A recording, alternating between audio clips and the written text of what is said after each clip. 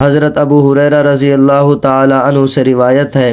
کہ صحابہ کرام رضوان اللہ علیہم اجمعین نے عرض کیا، یا رسول اللہ، آپ ہم سے خوش طبعی اور مذاق بھی فرما لیتے ہیں۔ حضور اقدس صلی اللہ علیہ وسلم نے ارشاد فرمایا، جی ہاں، مگر خوش طبعی اور مذاق میں سچی بات کہتا ہوں۔ میرے محترم دوستو، حضرات صحابہ کرام رضوان اللہ علیہم اجمعین کے سوال کی منشا اور غرض یہ تھی کہ آپ ہی نے تو ہم کو مذاق کرنے سے منع فرمایا ہے۔ چنانچہ آپ صلی اللہ علیہ وسلم کا ارشاد ہے، جس کے راوی حضرت عبداللہ بن عباس رضی اللہ تعالی عنہما ہیں، قال لا تماری اخاک ولا تمازح ولا تعده موعدا فتخلفه، اپنے بھائی سے مت جھگڑو، نہ اس سے ہنسی مذاق کرو اور نہ اس سے کوئی ایسا وعدہ کرو جس کی تم خلاف ورزی کرو۔ پھر آپ صلی اللہ علیہ وسلم کے عظمت شان اور علو مقام بھی تو اتنا رفیع ہے کہ بظاہر تو مذاق آپ علیہ الصلاۃ والسلام کے شایان شان نہیں۔ شیخ الحدیث رحمۃ اللہ علیہ فرماتے ہیں کہ آپ علیہ الصلاۃ والسلام کا ارشاد، انی لا اقول الا حقا، کہ میں سچی بات کہتا ہوں، اس کا مطلب یہ ہے کہ میں مزاح و مذاق کرنے میں کوئی ایسی بات نہیں کہتا جو خلاف واقع ہو، خواہ وہ بظاہر واقعہ کے خلاف معلوم ہوتی ہو۔ اور مزاح و مذاق کے جواز و عدم جواز کے لیے ضابطہ اور قانون یہ ہے کہ وہ مزاح جو جھوٹ کو متضمن نہ ہو اور اس پر مداومت اور ہمیشگی نہ کی جائے اور اس میں افراط بھی نہ ہو، تو ایسی مزاح جائز ہے۔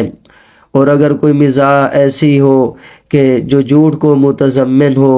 اور اس میں افراط و تفریط ہو اور اس پر مداومت کی جائے، تو ایسی مزاح اور مذاق جائز نہیں، کیونکہ مزاح اور مذاق پر ہمیشگی اور افراط، اس سے دل سخت ہو جاتا ہے، اللہ تعالیٰ کی یاد سے غفلت ہو جاتی ہے، مہمات دینیہ سے توجہ ہٹ جاتی ہے، کینہ پیدا کرتی ہے، وقار اور ہیبت کو گرا دیتی ہے۔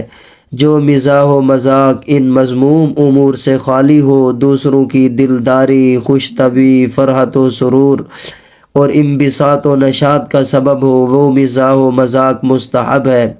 اور ایسا مزاق کرنا سنت بھی ہے۔ میرے محترم دوستو،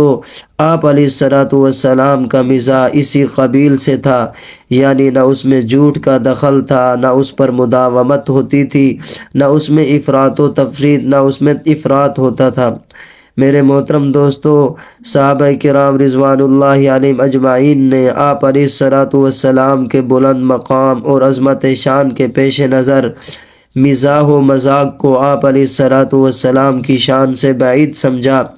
تو آپ علیہ الصلاۃ والسلام نے جواب میں یہی فرمایا، انی لا اقول الا حقا، کہ میری عام بات اور میرا مذاق بھی وہی ہوتا ہے جو واقع کے مطابق ہو اور حق ہو، مبالغہ، استہزاء، تمسخر، دل آزاری نہیں، بلکہ دل لگی، دلوں کی تالیف، طباع میں تر و تازگی،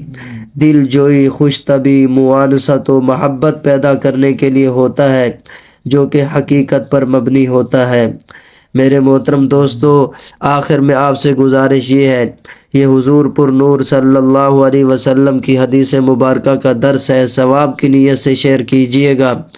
نیز آپ کو کوئی بھی دینی مسئلہ درپیش ہو، وہ بھی استفسار کر سکتے ہو۔ مفتی محمد افضل عفا اللہ عنہ۔ بسم اللہ الرحمن الرحیم۔ وبه قال حدثنا عباس بن محمد الدوري قال حدثنا علي بن الحسن بن شقيق قال أنبأنا عبد الله بن المبارك عن أسامة بن زيد عن سعيد المقبوري عن أبي هريرة رضي الله تعالى عنه وعنهم قال قالوا يا رسول الله إنك تداعبنا قال إني لا أقول إلا حقا، او كما قال صلی اللہ علیہ وسلم۔